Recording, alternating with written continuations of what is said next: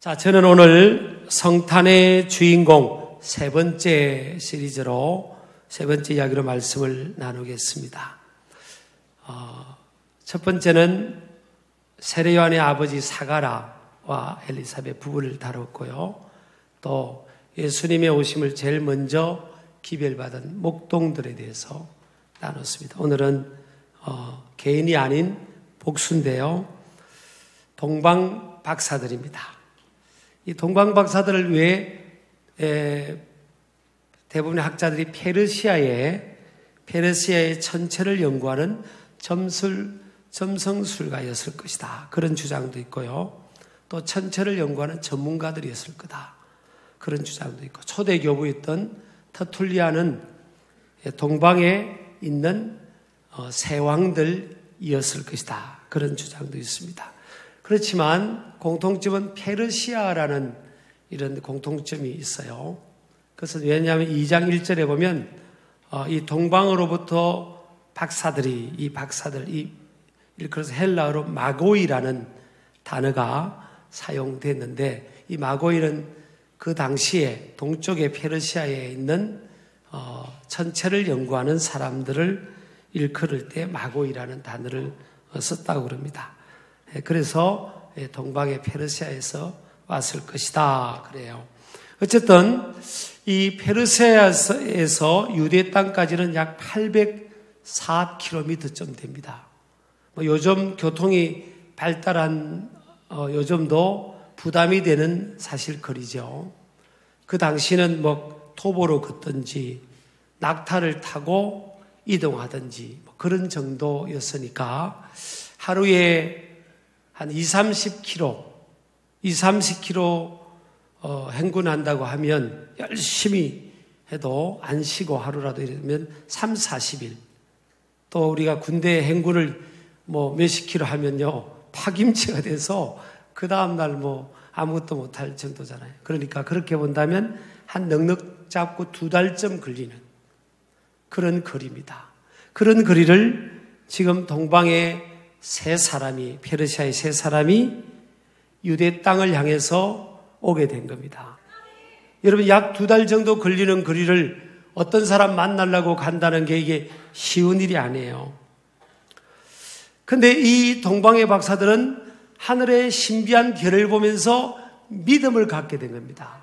우주의 주관자, 역사의 주관자가 되시는 신이, 창조주와 절대자가 유대 땅에 왕 중의 왕을 탄생하게 하셨나 보다. 그분을 만나러 가야 되겠다는 그런 믿음의 확신과 열정이 생긴 거죠.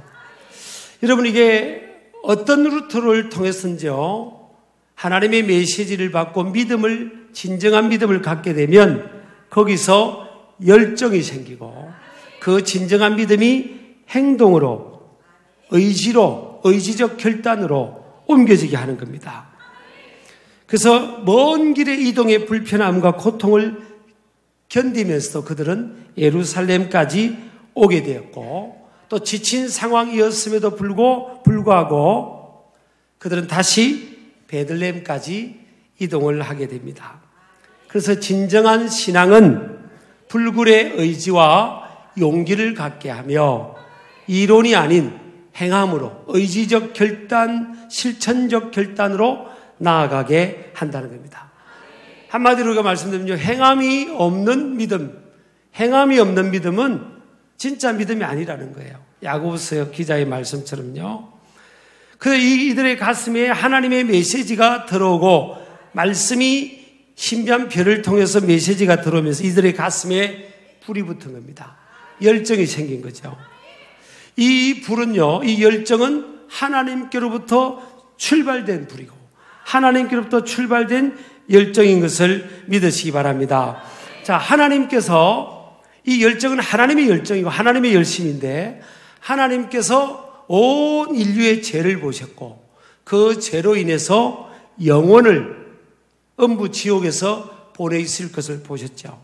사랑이신 하나님의 가슴이 불탄 겁니다. 그래서 온 인류를 구원해야 되겠다는 하나님의 사랑의 마음으로 그 인류를 구원할 수 있는 방법을 찾은 끝에 죄가 없는 누군가가 온 인류를 대신하여 십자가에서 고난을 받아야 돼요. 근데 이 세상에는 죄가 없는 사람이 아무도 없었죠. 그래서 하나님의 유일한 온 인류를 구원하는 선택은 딱 한 가지입니다. 죄가 없는 하나님의 아들이 사람의 몸으로 있고 이 세상에 성육신, 하나님이 사람이 되는 incarnation, 성육신 하여서 그 하나님의 아들이 완전한 하나님의 아들이시면서 완전한 사람인 그가 온 인간의 죄를 대신하여 죽을 수밖에 없는 그것만이 유일한 인간을 구원하는 길이죠. 그래서 한 아기, 하나님의 아들이 이 땅에 태어나심을 통해서 온 인류를 구원하는 길을 하나님께서 열어놓으신 줄을 믿으시기 바랍니다. 자, 이 열정, 이 열심, 히브리어로 키느아트라는 단어인데 하나님의 열정을 나타낼 때 사용된 단어예요. 이 열정, 이 열심이 어디에 들어왔죠? 동방 박사들의 가슴 속에 들어간 겁니다. 그래서 그 많은 시간과 에너지와 물질을 사용하면서까지 그들은 그 길을 나선 거죠. 왕의 별을 따라 왕중의 왕이신 분을 아련하고 그분께 예배하기 위해서 그 길을 나섰는데, 자, 여기 성경에 보면요, 헤롯 왕을 처음에 이 동방박사들이 만납니다. 당연히 상식적으로 왕궁에 하나님의 아들이 만왕의 왕이 탄생했을 것이라고 믿은 거죠. 유대인의 왕으로 나신 분이 어디 계십니까? 우리가 그분을 경배하러 왔습니다. 여기서 경배는 예배입니다. 예배. 사람을 대상화시킨 게 아니에요. 태어나신 만왕의 왕이신 그분은 신적 존재로 이 동방박사들이 믿은 거죠. 그래서 헬라어로 프로스쿠네오, 예배하다, 엎드려 꿇어 예배하다, 이런 표현을 하게 되는 겁니다. 여러분, 이 하나님의 불이, 하나님의 열심이, 하나님의 열정이 임하면요, 사람들은 어떤 대가를 지불할지라도 그 하나님의 열정, 불이 이끌어가는 그것을 이루기까지 그들은 어떤 대가를 지불할지라도 희생하고 참고 인내하며 포기하지 않는 그런 마음이 주어지게 되는 것입니다. 여러분요, 사람이 꿈꿀 수 없는 일들이 하나님의 열심으로 이루어지는 줄을 믿으시기 바랍니다. 800km가 넘는 거리를 거의 걷다시피 하는 낙타를 타고 그 왕을 만나고자 하는 열정, 왕을 만나 예배해야 되겠다는 그 열정, 여러분, 그것을 모르는 그 가슴에 하나님의 불이 없는 사람들은 이해가 되지 않는 겁니다. 이해가 되지 않는 상황이에요. 아마 주변의 사람들이 어디 가냐고 물을게죠. 아니, 우리 저기 어디 가냐고. 여보게 친구 어디가? 우리 유대 땅 갈 거야. 왜? 아유, 며칠 전 우리가 별을 연구하는데 희한한 별이 우리 앞에 나타났거든. 근데 그 별은 왕의 탄생을 알리는 별인가 봐. 우리는 확신해. 그래서 우리는 그 왕을 만나러 가. 그 왕께 우리는 좋은 이 선물을 준비해서 그 왕께 드리려고 또 예배하려고 우리는 가는 거야. 그때 주변에 있는 친구들이나 동료들이나 그 동네에 있는 사람들이 박수 쳐줬겠습니까? 너희들 제정신이 아니네. 뭔 별이 이상한 별이 있다는 거야. 다 그 별이구만. 그러면서 사람들을 이해하지 못하는 상황이 됐지 않겠어요? 그 사람들을. 그래도 이들은 사람들의 뭘 이해의 상황일지 몰라도요, 그들의 가슴에 불붙는 마음을 어떻게 할 수가 없는 거예요.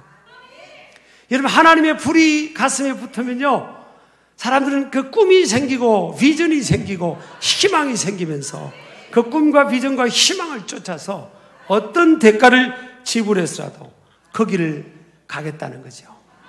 우리나라에도 여러분, 우리 교회에서 조금 떨어진 곳에 양화진이라는 곳에 우리 이 땅에 온 많은 선교사님들의 묘지가 있잖아요. 그 묘지의 그 스토리를 읽어보면 얼마나 감동적인지 모릅니다. 어떤 때는 저도 가슴이 좀 식어지고 열정이 식어진다 싶으면 거기를 한번 가면 가슴이 뜨거워져요. 어떤 가문은요, 4대가 우리 한국 땅에 고조 할아버지, 청조 할아버지, 그 다음에 아버지, 아들, 이 4대 가문이 우리 이 나라 민족을, 영혼들을 구원하기 위해서 이 땅에 헌신한 분들도 있고요. 여러분, 130년 전에 우리나라가 어땠겠습니까, 여러분? 얼마나 열악했겠습니까? 저는 미국에 잠깐 있을 때 어떤 마을 빌리지를 방문했는데요. 거기는 약 150년 전에 미국 사람들이 살아가는 모습을 그대로 재현한 마을이었어요. 그대로 재현한 마을. 그때 이미 그들은 샤워장이 있더라고요. 화장실이 집 안에 있고요. 수세식이고, 우리는 퍼세식이었을 때 그들은 수세식. 약국이 있어서 약국이. 내 충격을 받았습니다. 150년 전에 미국은 이미 약국이 있더라고요. 파머시 약국이 있어요. 그런 그 일반적 문화의 혜택 속에 살던 그들이 어느 날 가슴에 불이 붙은 겁니다. 동방의 어두운 나라, 영적으로 어두운 나라, 예수님을 알지 못하는 나라, 그 조선이라는 곳이 있는데 거기 가야 되겠다. 누군가를 통해서 동방 박사들은 별을 보면서 하나님의 메시지와 비전을 보았지만 이 땅에 많은 수많은 선교사님들은 누군가의 인포메이션을 통해서 그들은 와보지 않았던 이 조선이라는 땅, 그곳에 가는 사람들이 너무나 불쌍하더라. 예수님을 알지 못하는 사람들이라. 그리고 그 땅에 있는 사람들은 선교사님들을 맞아들이지 않더라. 선교사를 만나면 죽이려고 하고. 그럼에도 불구하고 그들 가슴에 뭐예요? 어떤 이들의 젊은이들 가슴에 막 불이 붙는 겁니다. 내가 그 조선이라는 곳에 그 어두운 가운데 있는, 영적으로 어두운 가운데 있는 그들을 내가 구원해야 되겠다. 구원해야 되겠다. 여러분, 얼마나 많은 사람들이 말렸겠습니까? 이해가 안 되는 상황이죠.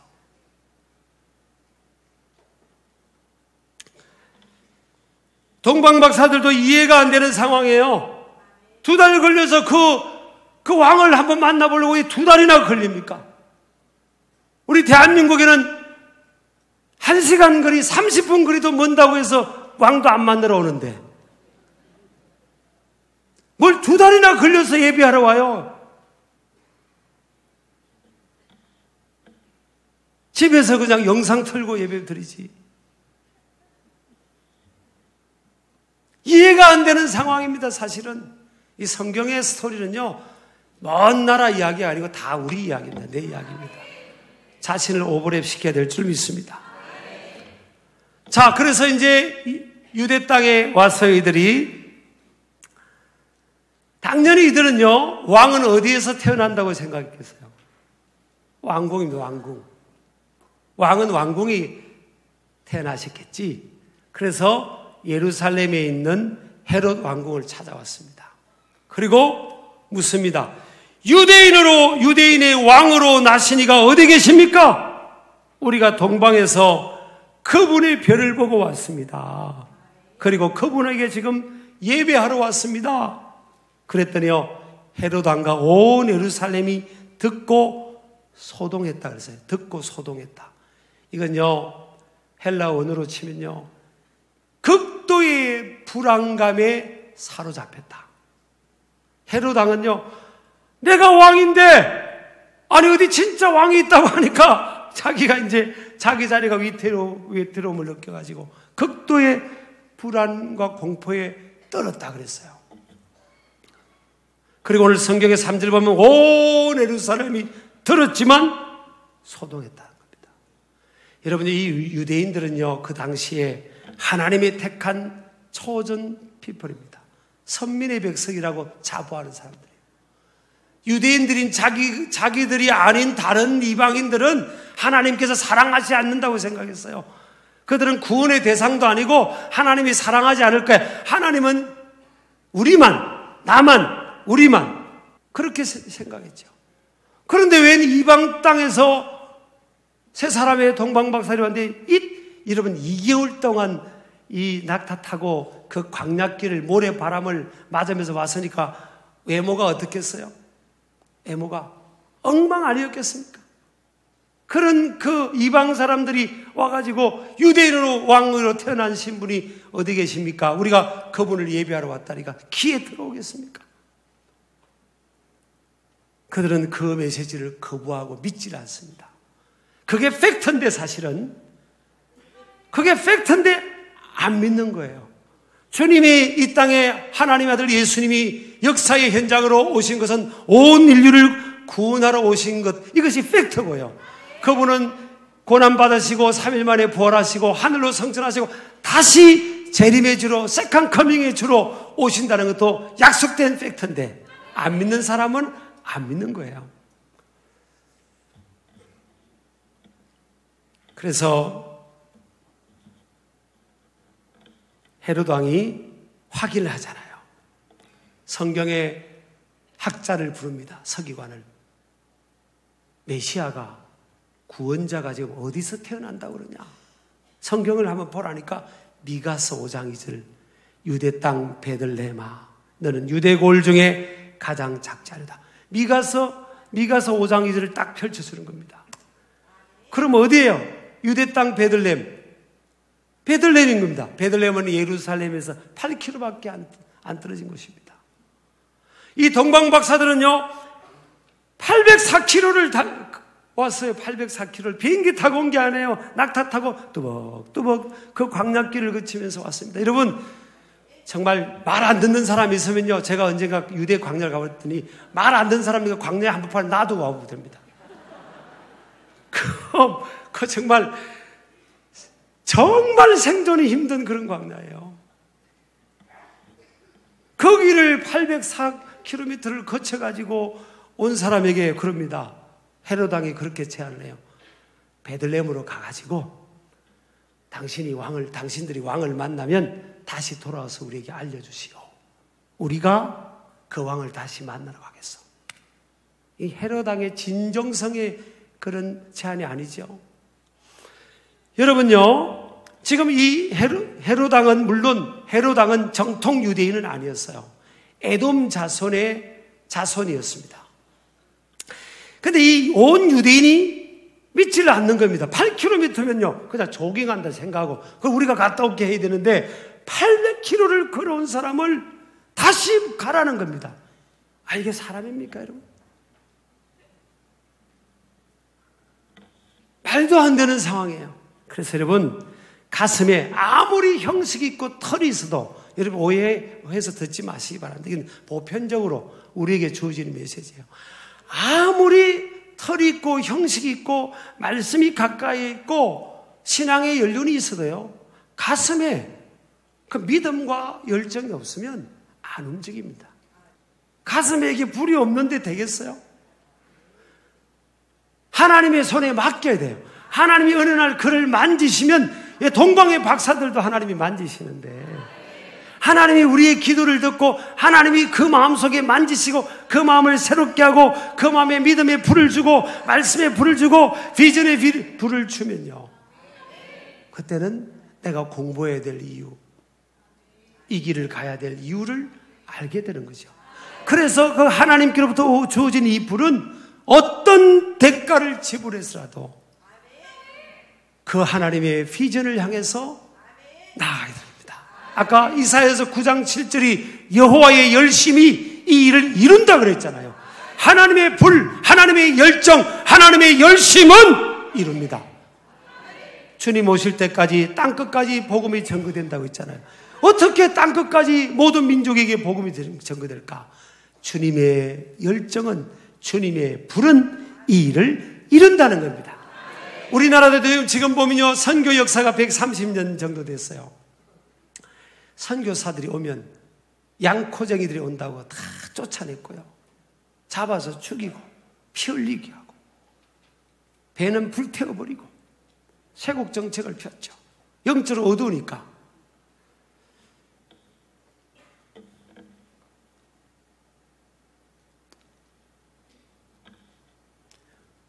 근데 지금 우리 결과적으로 보세요.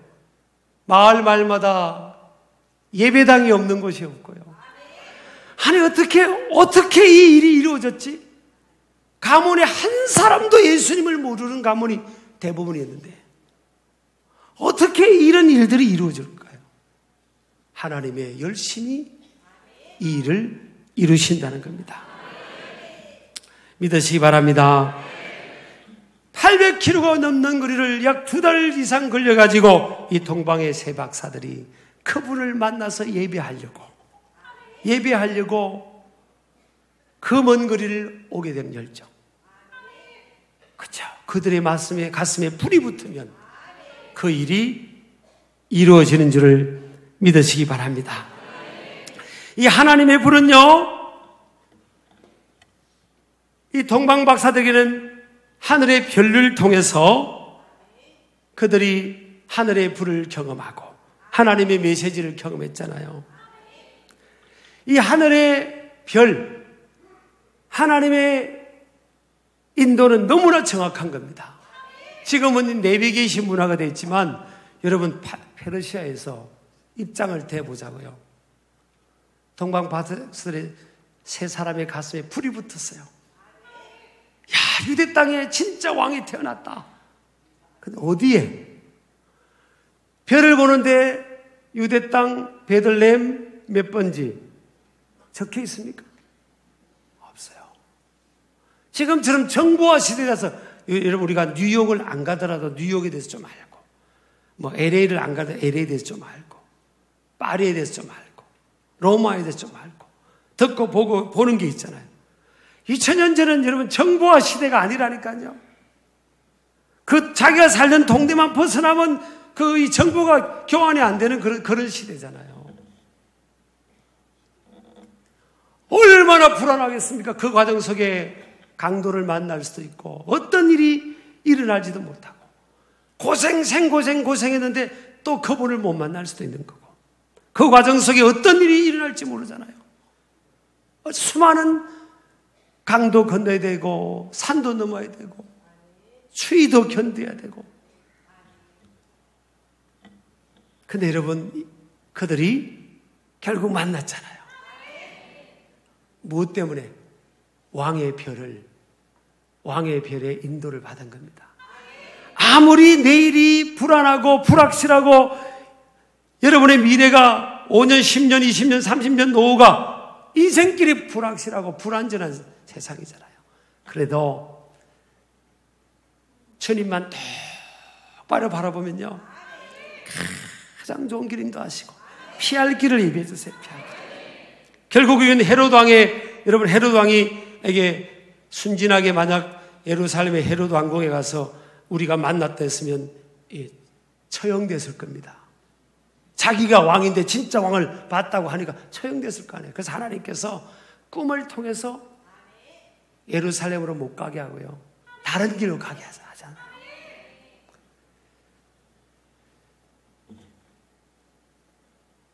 잠언 3장 6절에 보면 너는 범사에 그를 인정하라. 그리하면 내 길을 지도하시라. NIV 성경은요, 모든 상황 속에서 그분을 인정해봐라. 그러면 너의 길을 지름길로, 고든 길로 이끌어갈 것이다. 그렇게 돼 있어요.